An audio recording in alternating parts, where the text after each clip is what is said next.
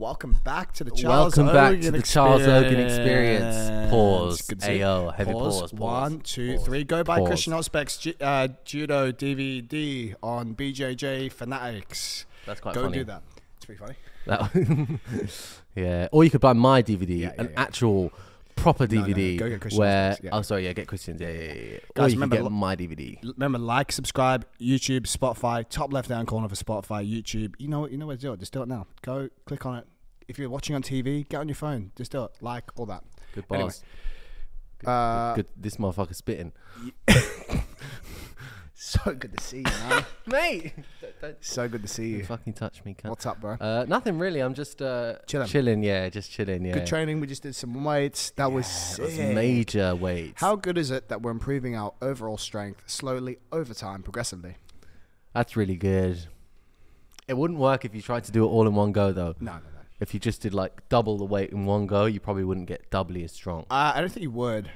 Man. You maybe hurt yourself. That's a really good discussion topic. Yeah. If you lifted all of the weights in one go, would you get more stronger?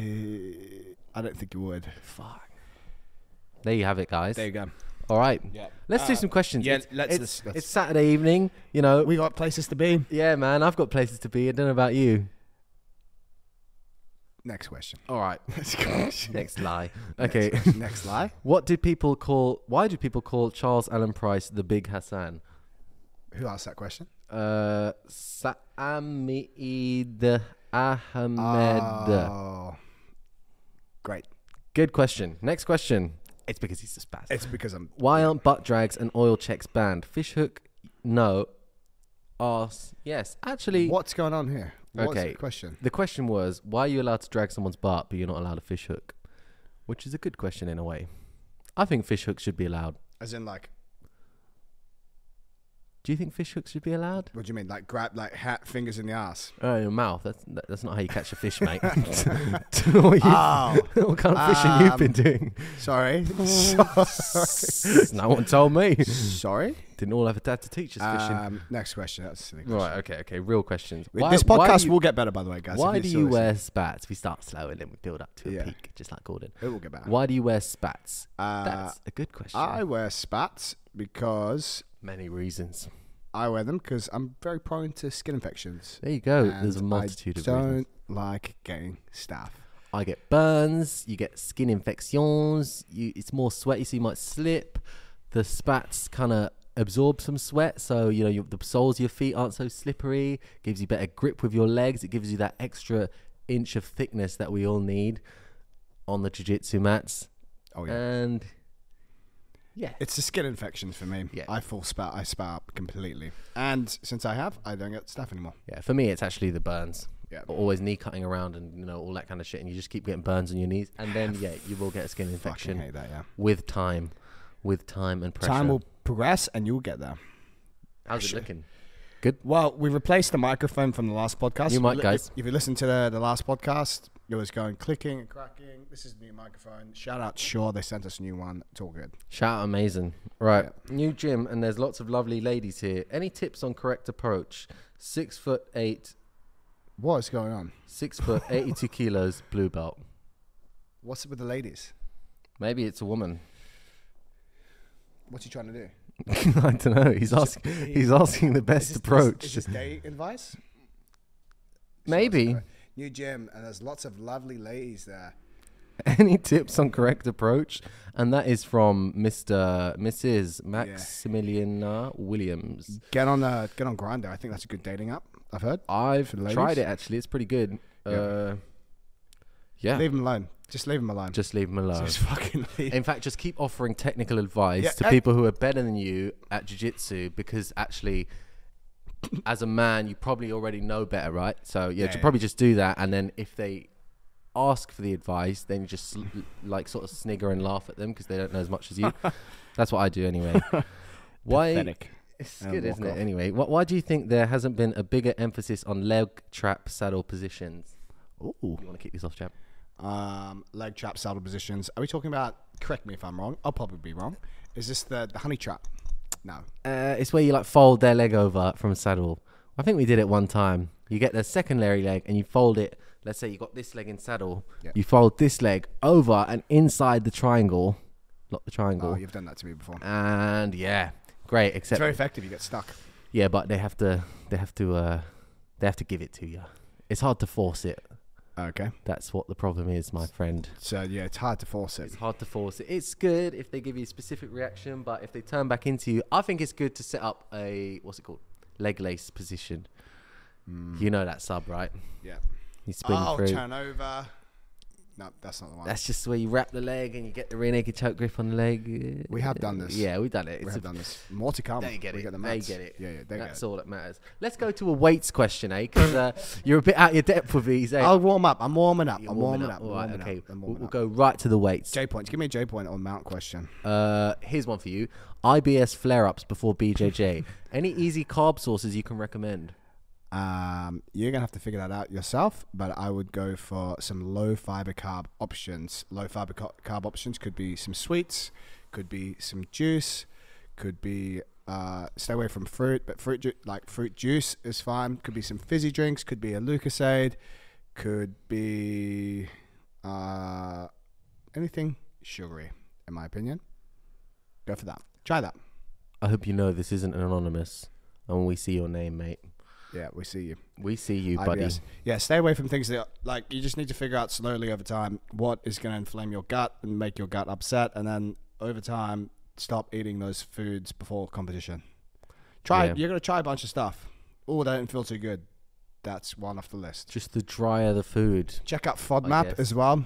FODMAP is 5 fermentable types of sugars that cause gas, inflammation, bloating, discomfort in the guts. Fucking hell. Founded by Monash University, Australia, mate. It's a fucking Australia. Oh, Australia. This will help a lot of people. If you eat, like, let's say garlic and onions, if you have something like really oniony and you're like farting or you get really bloated or burping a lot, that's it. Go on. Check out FODMAP because onions are one of those, and they're really, really I bad love for onions. gas, farting.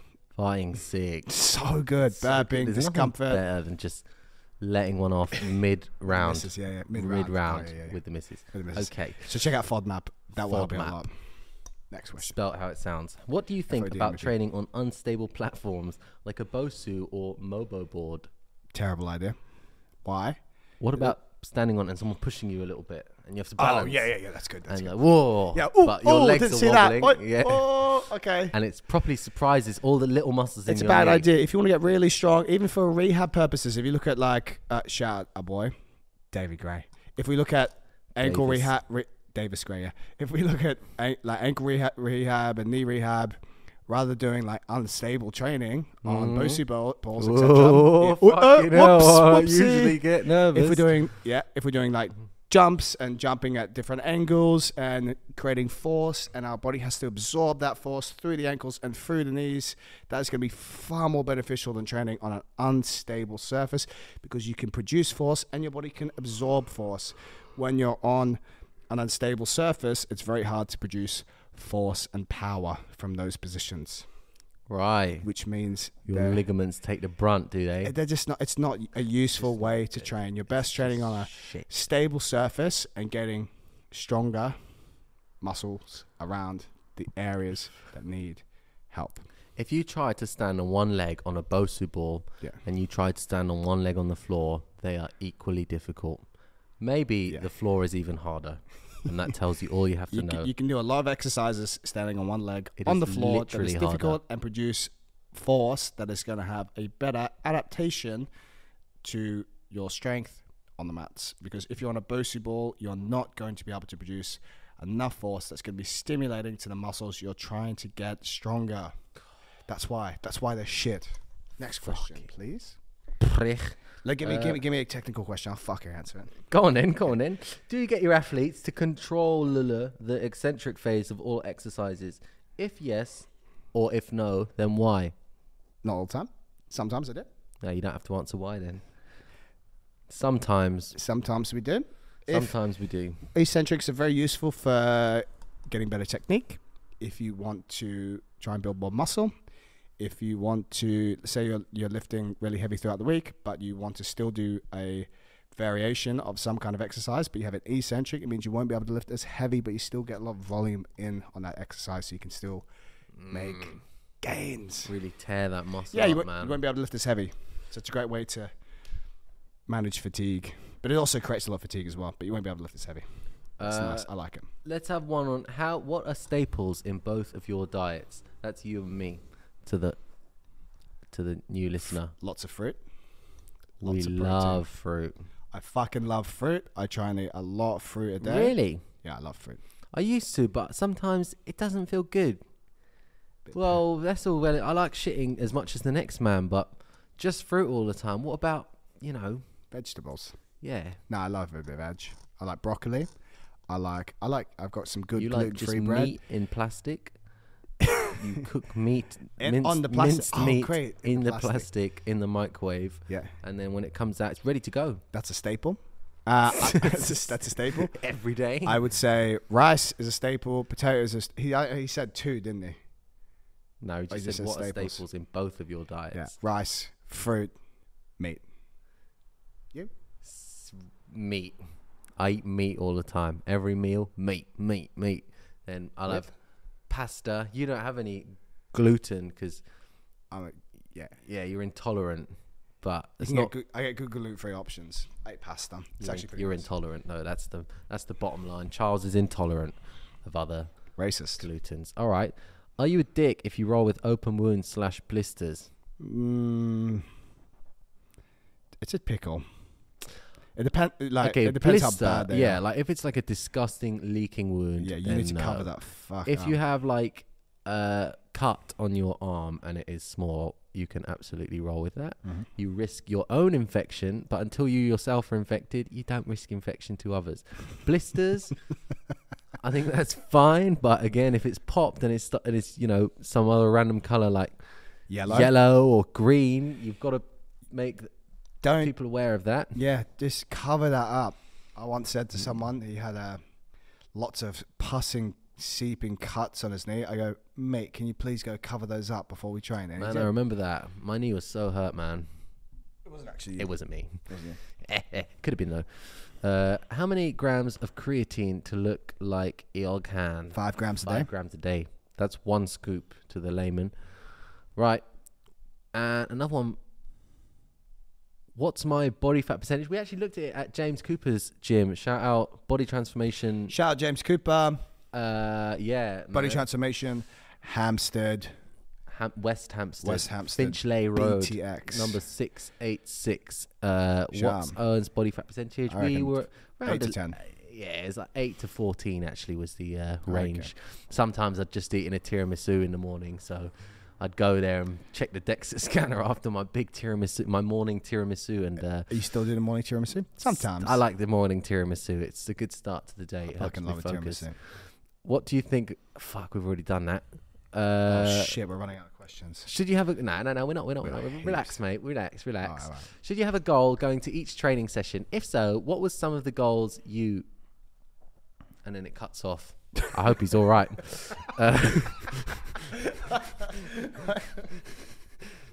So yeah, for me, all right. For example, goal has just been don't sit on legs. I hope so. Let us know if you're right, mate. It just trails off suddenly. Yeah. So for me, I used to go into training and just try and leg lock as much, bottom or top. I would just leg lock as much as possible. And at some point, I was just like, I'm not gonna go for leg locks from top anymore, unless I really, really, really want to. And even then, I try to resist the temptation. Yeah, because it's not cool, man. Anyway, that's my thoughts on that. I hope you learned something. Yeah. And you? Do you go into training with a goal? Do you actually have a goal? Because I feel like you do sometimes, but other than the BPM, obviously, just yeah. I'm going to get some mats, and we're going to start doing some privettes again. Yes. We will. Yeah. Fuck yeah. Very nice. I need to get better at jits. I have no goals at the moment. Actually, no, I have some goals right now. I want to get much better at leg locking, specifically big people. I want to get I want to get really good at leg locks. I need to do them. I really want to get fucking good at leg locks. You're just hunting people on the legs. That's all I think we need to up your entries, your entry game. They are. I feel like my braking mechanics are pretty good. Yes, once you get there to break, I'm talking about entries, transition one leg to the other and back to the initial one, and then finish the cunt. That's my that's my goal. Yeah. That's really what I would get. Okay, so that's what you should look to do. Generally, so let's give him a real answer. Why not? It's been like 40 minutes of bullshit. So, real answer here. Should you have a goal each training session? I feel like the more you're able to set goals and achieve them in training, the more you will improve. However, that said, it can take some of the joy out of your training, and it's hard to remember to constantly go for your goals. True. So I would say if you have some goals or technique that you want to work, it's probably better to just spend your time doing the specific sparring. And then if you're more focused on the enjoyment or the comp prep, let's say, you can do some open rounds. But generally, the specific sparring is that's the ticker. That's what's gonna do it. That's what's gonna get you on that level. That goal train. Okay. Sick. Advice for those suffering from joint pain, e.g., sleeves, supplements, stretching, etc. Go sleep, bro. Yeah. No sleep on there. This guy doesn't know about sleeping. 8 to 10 hours, mate. Yeah. Just close your eyes when it's nighttime, and you wake up and fall asleep. Yeah, mate. If I don't, I don't know about you, but if I don't sleep too good, my joints will be more painful, aching than usual. Yeah, aching. Actually, yeah. If I don't sleep very well, I will not train very hard. Simply, and yeah, I would recommend against stretching for joint pain. I think we were talking about physio, right? We're talking about functional range training, getting muscle groups working correctly. I wouldn't stretch joint pain whatsoever. It is going to fucking hurt and make things worse. Yes. Supplements wise, fish oil is actually been scientifically proven, but you need to take a lot for joint pain. I don't know the dosage. High quality, bro. Yeah. Trained by JP. DHL, EPA. We'll get Naz Neuro. He's going to come back on eventually. He can talk about that, about the science of it. I can't remember what thing was, but there's a bit of joint pain. But if you're not sleeping properly, then all of that is shit. Make sure you hydrate before and after bed. Oh, yeah. Hydrate before and after bed, and you might not wake up so stiff and sore. Fair play to that. What else? Yeah, hydration is absolutely key. I think a lot of people... Just being warm. Once you warm up, a lot of the time it's fine. That said, if you always have that attitude and you go to training when you are injured, then you will get injured. Yeah. I feel like when people train and they sweat out a lot, they'll like, let's say most people need to drink around 3 liters of water a day. Probably most of the people listening to this podcast, way between 70 plus, or maybe a few under 70. So that's like 3 liters of water a day. If you train, you need to replace that fluid that you lost during training. That 3 liters daily doesn't count towards the fluid that you lost during training. That needs to be replaced as well as your daily intake of water. It's simple. Yeah. Simple. All right. Should we continue? Sure. After you. Dealing with people with... I'll go first. Dealing with people with decent Choi-Bar defense? Question mark. How do you deal with me? Yeah, how do you deal with training with me? Fuck, man. I just try again and again. I'd say... Sanji Ribeiro. Let's talk about what decent Choi-Bar defense is. I think decent Choi-Bar defense is going to be building height. So not building head height, we're talking. Hip height. Head height. Oh, head height, sorry. Head height. If your hip is high, your head could still be low and you could still get fucked. Yeah. But that said, building hip height is also good because then you can run around the outside to saddle. But generally, building head height when you can is going to be the best response, in which case I would chase the legs. You don't have to attach yourself to the Choi-Bar. You don't have to take it personally. Just try it. If it's not there, go for the legs. If someone's hiding their hand under their leg, go for the Kimura. Watch Nicky Ryan versus... Fuck, I forgot that guy's name. But it's on Polaris number 7 or 9. Put that in the show notes. It's an English fella, Phil Harris. There you go. Polaris, Nicky Ryan versus Phil Harris. It's not exactly off a Choi-Bar, but it's off like an arm bar or something like that. Maybe it's even a Choi-Bar. And he uses it to get the triangle. And Phil Harris does a pretty good, decent job of defending. But yeah, he nonetheless gets caught by the young... Gordon Ryan's brother. Nicotine, Craig Jones's brother, isn't it? By the young nicotine fiend. Yeah. Right. How to deal with a heavier opponent who is in a seated guard, who is sitting back playing negative. You've got a heist, bro. You've got to stand up to one knee. I feel like we talk about this every time. Every time. Gordon Ryan, Bishesha. Yeah. Exactly. Do some heisting, and once you get them leaning forward a bit, do some arm dragging. That's my advice. Yeah. Go watch Gordon Ryan versus Bishesha. Is a good one. What's your best advice to be sticky in guard in later rounds when it's sweaty, especially with legs? You said this last week? Did you have stickiness? Nah.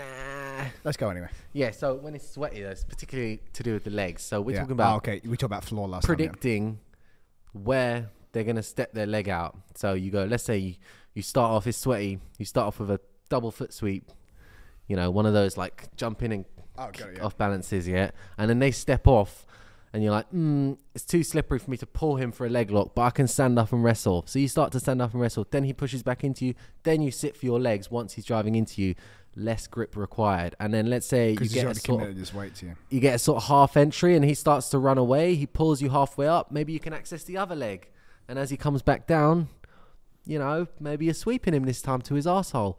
And then you can stand up and wrestle the rest of the way.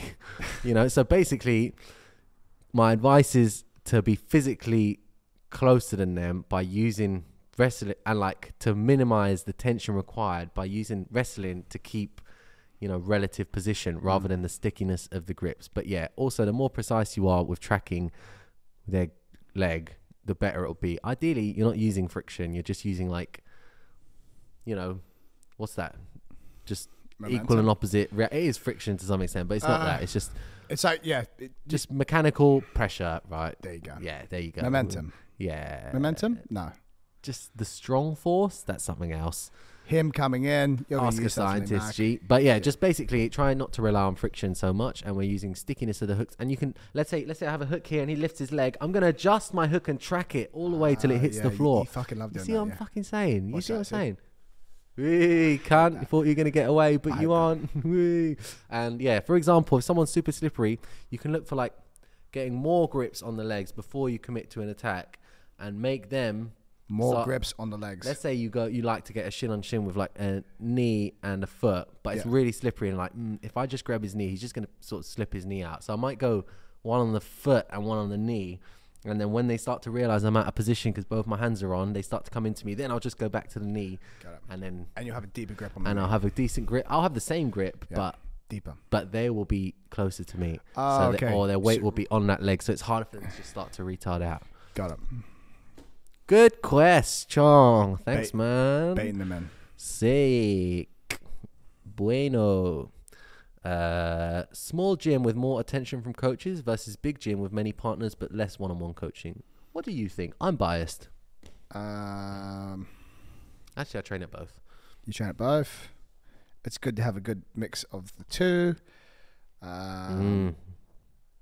It's hard to say which one's better. I'd probably say a good mix of the two. Depends on the quality of the coaching.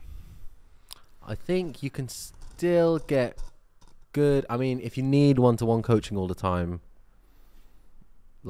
probably you're wrong. The issue. But if it's just a question of big gym, worse quality coach, small gym, better quality coach, they're basically the same. Yeah, I also think to be fair, you don't need that many different training partners. You need 10, 15 training partners, but you don't need 50 different training partners. What's the difference? No. You could get by with literally 2 training partners, one who likes passing, one who likes guard, and voila, that's it. There you go. There you go, mate. So, yeah.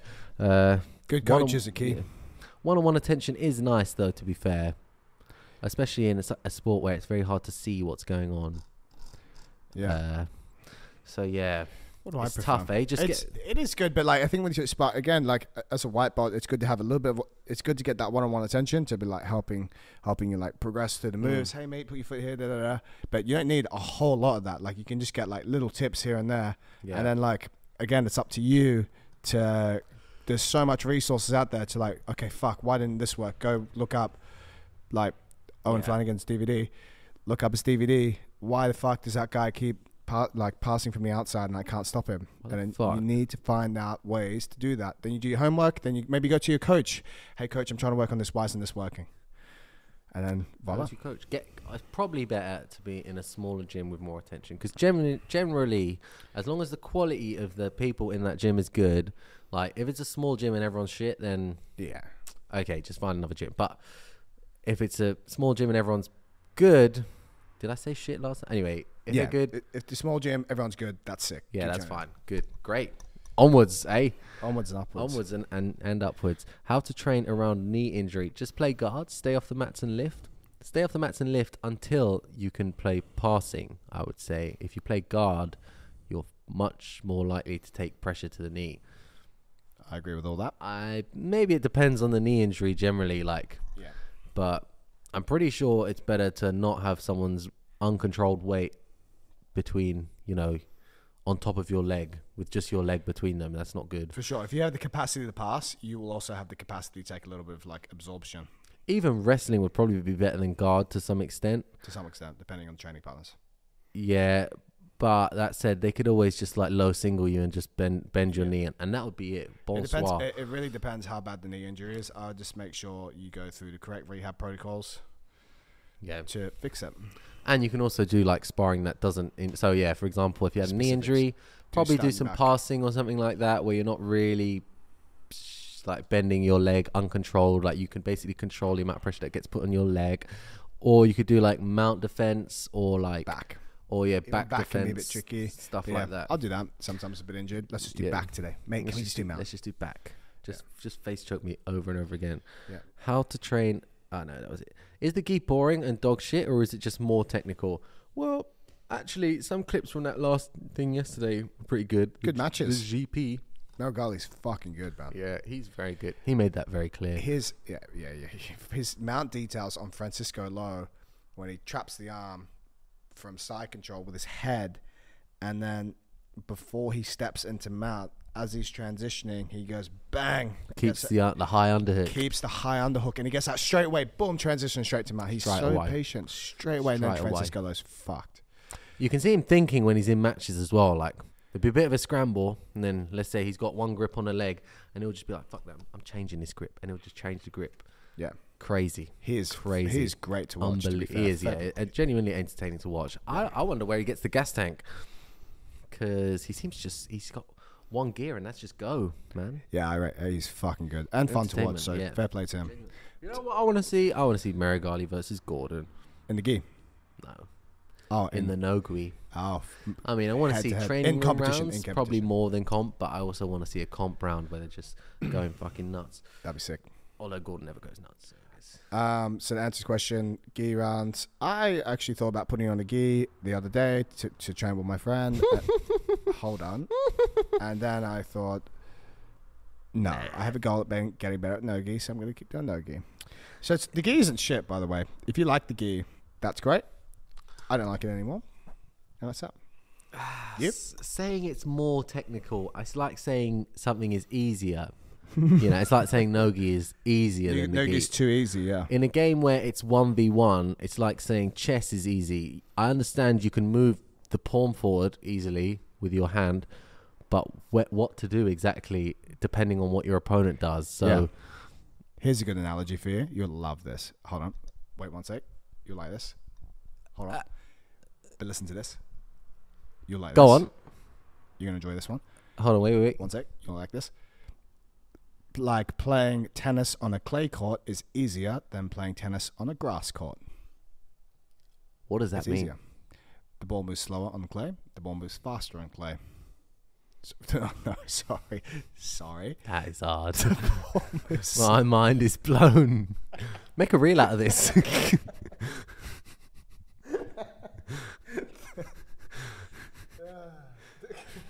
Tell him. The ball. Speaking to the mic, bro. Right. The ball moves. We get it now. He's dyslexic, so leave him out. So yeah, all right. It's easier. Yeah, it's easier for both, which makes it harder for the other. That's it. Good talk. Good advice, man. Yeah, write that one down, guys. Tune in. It moves faster on grass, slower on clay. That's the one. Yeah, so it depends. Like, I would say if you're an aged grappler, you probably do want the gi grips, so you can just hold someone in front of you and just not let them run around you, where your brain is literally too slow to comprehend what is happening with your age. But equally, I feel like the gi has a bit more risk of injury in some weird ways. Just the increase in torque, you know, from the actual gi wrapped around you. Especially standing up. The friction. Yeah. Sometimes I've been in a Delahiva and someone's just holding my belt and my trousers. And my leg is going to break. Sorry, my pants. And yeah, it feels like my leg is just going to fucking break. Or if they get that underhook Delahiva, it's like, you are reaping me, buddy. Yeah. You know, Reap. He's reaping, sir. Sir, he's reaping. On, I haven't got my gum shield in. They're pulling your heel out. They're pulling your belt forward and they're pushing your knee in. To me, that's a break. That's a break, right? So don't ever do that. How to deal with / defend the Aoki when hiding the heel in outside heel hook. Yes, that's the Aoki getting finished. And then if you go the other way... I'm getting heel hooked. That's the heel hook. So what's the key here is to switch between the two, obviously, but mostly is to always have your weight going forward. I was actually going to say that. I was going to say pressing the foot to the floor. Yeah. That said, if you like... you know, overturn your knee to the outside, if you over defend watch William Tackett again versus Shashinsky. If you overturn that knee to the outside and try and commit, you may get caught in that Aoki lock. So basically don't overcommit to defend either. You just want to give them the straight foot lock by keeping your knee and toe in a line, generally speaking, right? Not, you know, if you need to defend the outside heel hook, then you do so, and if you need to defend the Aoki, then you do so. But generally, keep it in a line, stand up so your foot's flat.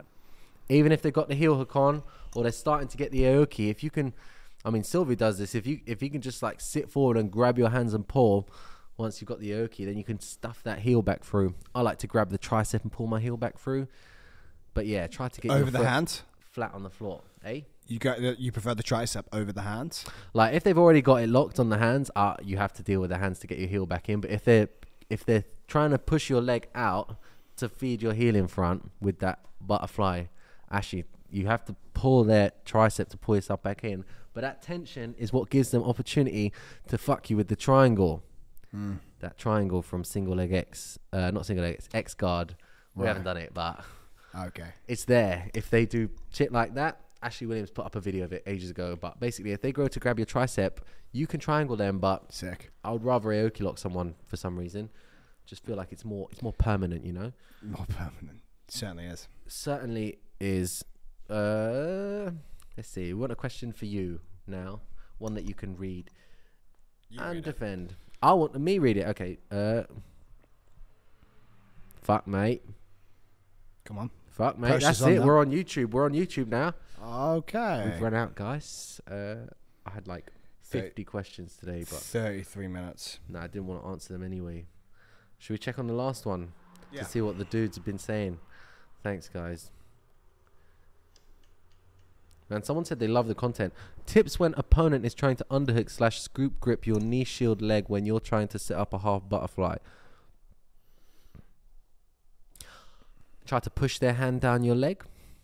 Yeah, if they're underhooking your leg. But really, that they're not really, if they're on their knees and they underhook your leg, that's just a bad move because they can't really put your knee on their shoulder. They don't have much leverage then. Yeah, it's hard to just do that with someone's leg, you know, as you try to... If you go full retard. Yeah, if you go full retard, maybe you'll get the leg on the shoulder once, but...